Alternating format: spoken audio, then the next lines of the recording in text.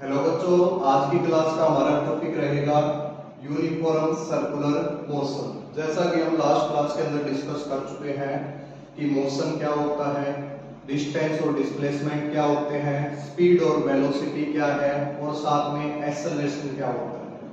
तो ये सभी क्वेश्चन हम लास्ट क्लास में डिस्कस कर चुके हैं। आज का टॉपिक रहेगा यूनिफॉर्म सर्कुलर मोशन। तो देखिए भाई, ये होता क्या है। यूनिफॉर्म से आप समझते हैं, जैसे आपने यूनिफॉर्म मोशन डिस्कस किया, यूनिफॉर्म एक्सेलरेशन डिस्कस किया। यूनिफॉर्म का मीनिंग होता है एक जैसा। सेकंड है सर्कुलर। सर्कुलर से हम क्या समझेंगे कि एक ऑब्जेक्ट सर्कुलर पाथ में मूव कर रही है। और थर्ड टर्म है मोशन। मोशन का मीनिंग होता है कि अगर कोई ऑब्जेक्ट टाइम के साथ अपनी पोजीशन को चेंज करती है तो उस सिचुएशन में हम बोलते हैं कि ऑब्जेक्ट मोशन में है। अब तीनों वर्ड को अगर कंबाइन करें तो क्या होता है कि हमारे पास एक ऑब्जेक्ट है जिसका कुछ मास है, वो सर्कल में घूम रही है, ऐसे सर्कुलर पाथ के अंदर मूव कर रही है ऑब्जेक्ट। और यूनिफॉर्म का मीनिंग यहाँ पर है कि उसकी जो स्पीड है वो कांस्टेंट है। स्पीड क्या है? कांस्टेंट है। तो हर पॉइंट के ऊपर इसकी स्पीड हमारी कांस्टेंट रहेगी। यानी कि हम यहाँ पर मान लेते हैं कि यहाँ पे स्पीड क्या है, तो हम कहेंगे भी स्पीड v है। इस पॉइंट के ऊपर स्पीड क्या है, तो फिर हम कहेंगे v चेंज नहीं हो रही। इस पॉइंट पे हमारी स्पीड क्या है, तो हम बोलेंगे v है। और इस पॉइंट पे भी स्पीड क्या है, v। यानी सर्कुलर पाथ के अंदर, कंप्लीट सर्कुलर पाथ में ऑब्जेक्ट की जो स्पीड है वो चेंज नहीं हो रही। स्पीड चेंज नहीं हो रही, तो चेंज क्या हो रहा है? तो आप देख सकते हैं यहाँ पे स्पीड की जो डायरेक्शन है वो आपके पास लेफ्ट में है, यहाँ पे डाउनवर्ड है, यहाँ पर राइट में है और यहाँ पे अपवर्ड है। हर पॉइंट के ऊपर जो स्पीड है उसकी डायरेक्शन चेंज हो रही है। यानी कि स्पीड के साथ डायरेक्शन इंक्लूड हो रही है, और स्पीड के साथ डायरेक्शन होती है तो उसको हम बोलते हैं वेलोसिटी। तो यूनिफॉर्म सर्कुलर मोशन के अंदर जो स्पीड है वो तो कांस्टेंट रहती है, लेकिन डायरेक्शन चेंज होने की वजह से वेलोसिटी चेंज हो जाती है। और जब भी वेलोसिटी चेंज होती है तो हमारे पास एक कंसेप्ट आता है एक्सेलरेशन। क्या कंसेप्ट आता है? एक्सेलरेशन। और एक्सेलरेशन होगा तो फोर्स भी होगा। तो इस सर्कुलर पाथ में एक्सेलरेशन तो होगा लेकिन स्पीड कांस्टेंट है। तो ये हमारे पास होता है यूनिफॉर्म सर्कुलर मोशन। हमें लगता है आपको अच्छे से समझ में आया होगा। मान लेते हैं कि इसका जो ये सेंटर है वो है, और जिस सर्कुलर पाथ में ये मूव करता है वो रेडियस हमारे पास आ रहा है, ऐसा हम मान सकते हैं। और इसके ऊपर अब इससे रिलेटेड क्वेश्चन पूछे जाते हैं। तो सबसे पहले तो हम डेफिनेशन पे चलते हैं। What is uniform circular motion? When an object, ऐसा कह सकते हैं, when an object moves in circular path with constant speed, then this type of motion is called the uniform circular motion. तो आप नोट डाउन कर सकते हैं, और आपने कर भी रखे अपने नोट्स के अंदर। When an object moves in circular path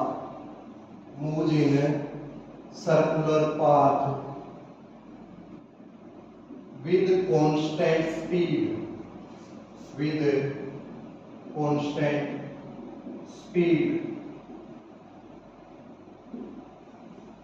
when an object moves in the circular path with constant speed, then this type of motion is called the uniform circular motion.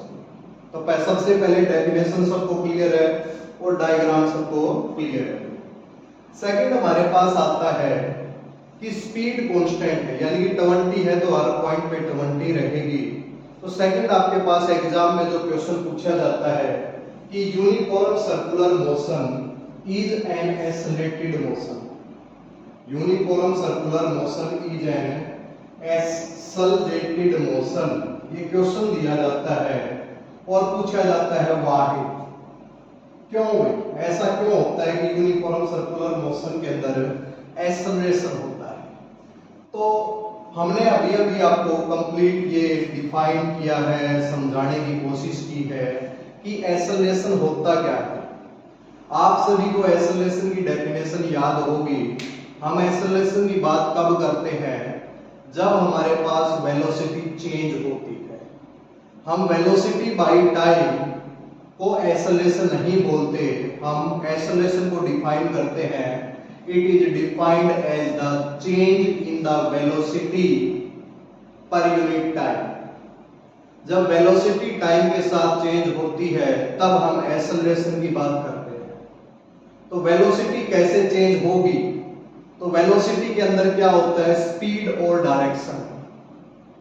क्या होता है, स्पीड और direction. यानी कि velocity, एक बार हम यहां पे लिख देते हैं, वेलोसिटी के अंदर स्पीड और डायरेक्शन दोनों होते हैं।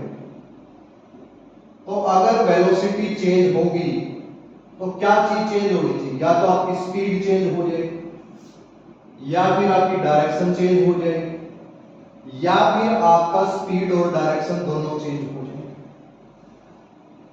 वेलोसिटी चेंज कब होती है, या तो स्पीड चेंज होगी, या फिर डायरेक्शन चेंज होगी, या फिर स्पीड और डायरेक्शन चेंज होगी, तो उस टाइम पे वेलोसिटी चेंज होती है। हमारा यूनिफॉर्म सर्कुलर मोशन के अंदर आप बताइए, क्या स्पीड कांस्टेंट है, हम कह रहे हैं स्पीड तो कांस्टेंट है, लेकिन हर पॉइंट पे क्या चेंज हो रहा है, डायरेक्शन चेंज हो रही है, जिससे आपके पास वेलोसिटी में चेंज आएगा। और जब वेलोसिटी के अंदर चेंज आएगा, जब वेलोसिटी में चेंज आएगा तो उसको हम क्या बोलेंगे, एक्सेलरेशन। तो अब हमें लगता है कि आप खुद से ही बता सकते हैं कि uniform circular motion is an accelerated motion. Why, क्यों होता है ऐसा, तो क्या लिखेंगे भैया आप इसके ऊपर, हम ऐसा लिख सकते हैं कि in uniform circular motion the speed of an object is constant but direction of an object is changing with the time, due to which the velocity of the object change and change in velocity per unit time is called acceleration. That is why the uniform circular motion is an accelerated motion. आप जो भी हमने बोला है इसको slow motion में करके अपनी डेफिनेशन को लिख सकते हैं। एक बार फिर से हम कह रहे हैं कि in uniform circular motion the speed is constant but direction is changing at every point due to which velocity change and change in velocity per unit time is called acceleration. That is why uniform circular motion is an accelerated motion. अब acceleration कौन सा होगा, ये 11th class के अंदर आप discuss करते हैं कि इसके अंदर जो सेंट्रीपिटल एक्सेलरेशन होगा, एक्सेलरेशन की जो डायरेक्शन है वो हमेशा सेंटर की तरफ रहेगी। अभी वो 9th क्लास के हिसाब से आपका टॉपिक नहीं है। सेकेंड क्वेश्चन उम्मीद है कि सबको समझ में आया होगा। और थर्ड पार्ट के ऊपर हम चलते हैं कि न्यूमेरिकल। इसके ऊपर आपके पास न्यूमेरिकल कैसे पूछ सकता है वो और हम इसके ऊपर देख लेते हैं। तो थर्ड पार्ट में हम लिखेंगे न्यूमेरिकल। न्यूमेरिकल इसके ऊपर कैसा पूछ सकता है कि आपको एक सर्कुलर पाथ की सर्कमफ्रेंस दे देता है, रेडियस दे देता है, जिससे सर्कमफ्रेंस निकल जाएगी, ठीक है, टाइम पीरियड निकालने का होता है। तो सबसे पहले न्यूमेरिकल के लिए हम इसको रब कर देते हैं ऊपर वाले को, डायग्राम की केवल रिक्वायरमेंट है हमारे पास। देखिए इसके अंदर आपके पास इस सर्कुलर पाथ के अंदर जो स्पीड है वो क्या है, इसके अंदर हम फॉर्मूला बना रहे हैं। इसके अंदर जो आपके पास स्पीड है वो क्या है, वो हम करें v है। इसकी रेडियस क्या है सर्कुलर पाथ की, वो रेडियस है वो r है। हमें इसका टाइम पीरियड निकालना है। टाइम पीरियड मतलब कि आपका एक सर्कुलर पाथ कंप्लीट होने में कितना टाइम लगता है। जैसे अर्थ रिवॉल्व करती है सन के अराउंड तो कितना टाइम लगता है, आप बोलते हैं 365 डेज और 6 आवर, कुछ ऐसा बोलते हैं। तो अर्थ अपनी एक्सिस पे रोटेट करती है 24 आवर्स में, जिससे डे एंड नाइट बनते हैं। तो टाइम पीरियड क्या, रोटेशन का टाइम पीरियड क्या है, 24 आवर्स। तो यहीं पे हमें कह रहे हैं कि एक सर्कल को कंप्लीट करने में कितना टाइम लगेगा, तो हमें टाइम पीरियड यहाँ पर कैलकुलेट करना है। तो टाइम पीरियड आपके पास होगा कि भाई एक सर्कल कंप्लीट करने में आपका टोटल डिस्टेंस कितनी है, टोटल डिस्टेंस कितनी ट्रेवल्ड होगी divide by total divide by speed. Distance कितनी आएगी जब आप एक सर्कल के अंदर मूव करते हैं, तो डिस्टेंस आपकी होती है 2 पाई r। कितनी होती है 2 पाई r। तो हम इसको लिख देंगे 2 पाई r सर्कमफ्रेंस। और स्पीड क्या है हमारे पास v है, तो टाइम पीरियड हमारे पास क्या आ जाएगा t आ जाएगा। टाइम पीरियड क्या आ जाएगा। तो एक फॉर्मूला जो आपका बिल्कुल जो नई बुक आई है उसके अंदर भी, जो पुरानी बुक है उसके अंदर भी, इसके ऊपर क्वेश्चन भी पूछे गए हैं। तो टाइम पीरियड का फॉर्मूला होता है 2 पाई r by v। 2 pi r by v हमारे पास टाइम पीरियड का फॉर्मूला, एक ही फॉर्मूला हमारे पास है। कल को क्वेश्चन देता है, हमें कोई भी क्वेश्चन देता है, एक क्वेश्चन हम इस फॉर्मूले के ऊपर लिख लेते हैं कि एक ऑब्जेक्ट सर्कुलर पाथ में मूव कर रही है और सर्कुलर पाथ में जो मूव करती है उसकी जो रेडियस है वो दे रखी है। क्वेश्चन आपके पास है कि ये सर्कुलर पाथ है, इसकी जो रेडियस है वो 10 मीटर है। कितनी है भाई 10 मीटर। और इसकी जो स्पीड है वो 20 मीटर पर सेकंड है, 20 मीटर पर सेकंड है। तो आप बताइए इसका टाइम पीरियड क्या रहेगा। एक कंप्लीट सर्कल को या सर्कुलर पाथ कंप्लीट करने में कितना टाइम लगेगा वो हमें कैलकुलेट करके आगे देना है। तो बताइए भाई क्या होगा, t = 2 pi r by v। क्या आपको r गिवन है, हम करें r बिल्कुल गिवन है हमें 10 मीटर, तो हम लिखेंगे 2 पाई इंटू 10 डिवाइड बाय 20 है तो 20 हम लिख देते हैं। 2 से हमारे पास 10 आ जाएगा और 10 से 10 कैंसिल आउट हो जाएगा। तो टाइम पीरियड कितना आ गया हमारे पास 5 सेकंड आ गया। और पाई को हम लिख सकते हैं 3.14, यानी कि इसका एक सर्कल कंप्लीट होने में जो टाइम लगेगा वो कितना होगा भाई 3.14 सेकंड हमारे पास इसका टाइम रहेगा। उम्मीद है ये टॉपिक आपको अच्छे से क्लियर हुआ होगा। ठीक है, तो ये हमारे पास था यूनिफॉर्म सर्कुलर मोशन। आप अपनी बुक से भी कर सकते हैं। सेकंड हम एक या दो क्वेश्चन न्यूमेरिकल आपको करवाएंगे एक्सेलरेटेड मोशन के ऊपर, मतलब equation of motion for accelerated motion. तो उसके लिए हम एक दो न्यूमेरिकल आपको करवा देते हैं। तो आप सभी हमें बताएंगे इक्वेशन ऑफ मोशन जो आपको पढ़ाई गई है वो कितनी है। 3 इक्वेशन। कितनी इक्वेशन है 3 इक्वेशन है। तो सेकंड हमारे पास इक्वेशन ऑफ मोशन के ऊपर में न्यूमेरिकल करेंगे। इक्वेशन ऑफ मोशन के ऊपर हमें न्यूमेरिकल करना है। और ये इक्वेशन जो है वो यूनिफॉर्म एक्सेलरेशन के लिए, यानी कि एक्सेलरेशन कांस्टेंट रहता है। फर्स्ट इक्वेशन मेरे पास है v = u + at, s = ut + ½ at² और v² - u² = 2as। 3 इक्वेशन मेरे पास है यूनिफॉर्मली एक्सेलरेटेड मोशन। सभी बच्चों को ये क्लियर है, हमने अच्छे से इनको करवाया है। पहली इक्वेशन क्या होती है, इसको इक्वेशन को बोलते हैं वेलोसिटी टाइम रिलेशन। क्या बोलते हैं वेलोसिटी टाइम रिलेशन। जब आपको वेलोसिटी और टाइम दे रखे हो तो उस टाइम पे आपको क्या निकालना है, एक्सेलरेशन निकालना है। तो फर्स्ट इक्वेशन का यूज करेंगे। जब आपको कहीं ना कहीं डिस्टेंस के बारे में पूछा गया है, डिस्टेंस भाई एक ऑब्जेक्ट है वो रेस्ट के ऊपर है, बताइए 10 सेकंड में कितनी डिस्टेंस ट्रेवल्ड होगी। तो ये आपका डिस्प्लेसमेंट टाइम रिलेशन है, यानी कि डिस्टेंस और टाइम दे रखे हो तो सेकंड इक्वेशन को प्रेफर किया जाएगा v² - u² = 2as। टाइम का कोई जिक्र नहीं है यहाँ पे, तो इसको हम बोलेंगे velocity displacement relation. Velocity displacement relation. तो 3 इक्वेशन आपके पास है।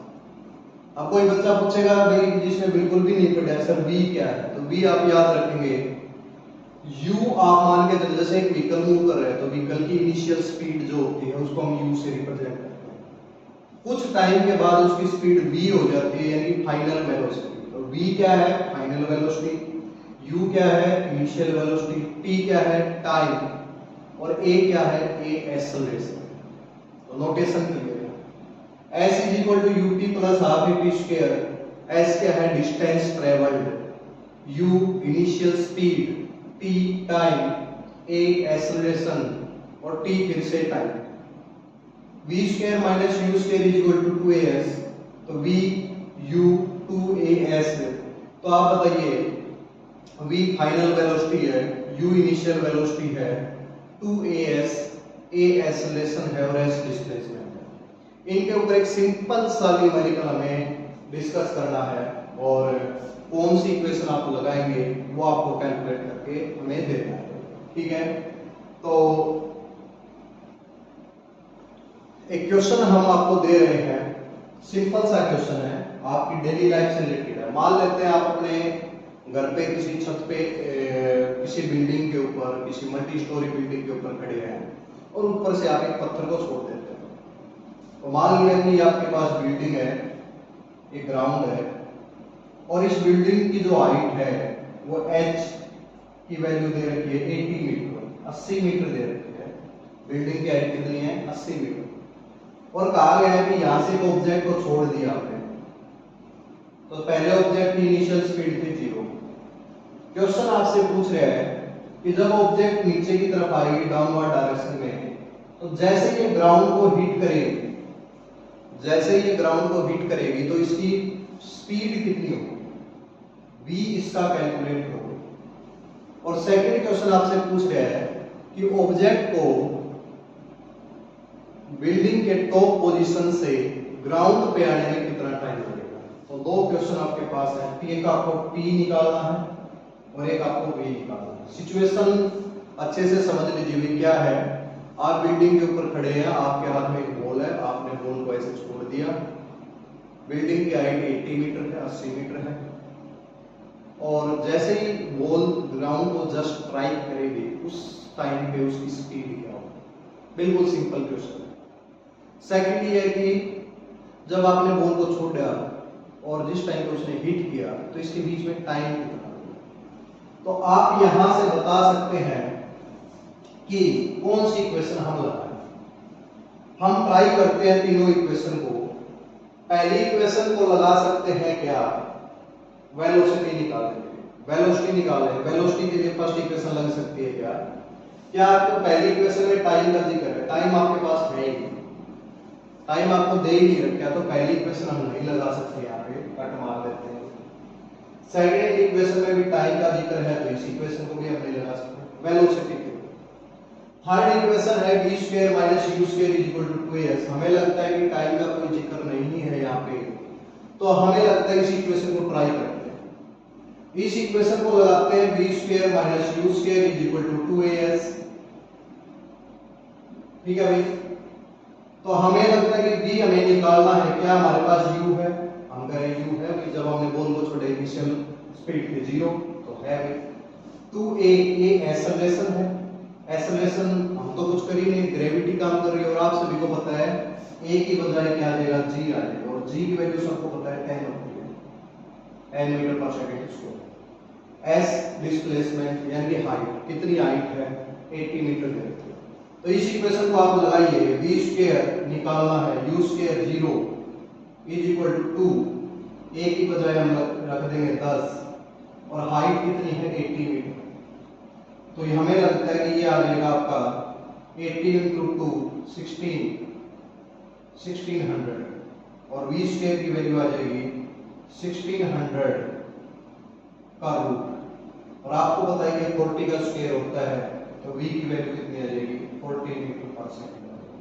तो पहला क्वेश्चन तो आपके पास ये क्लियर है सबको, ठीक है।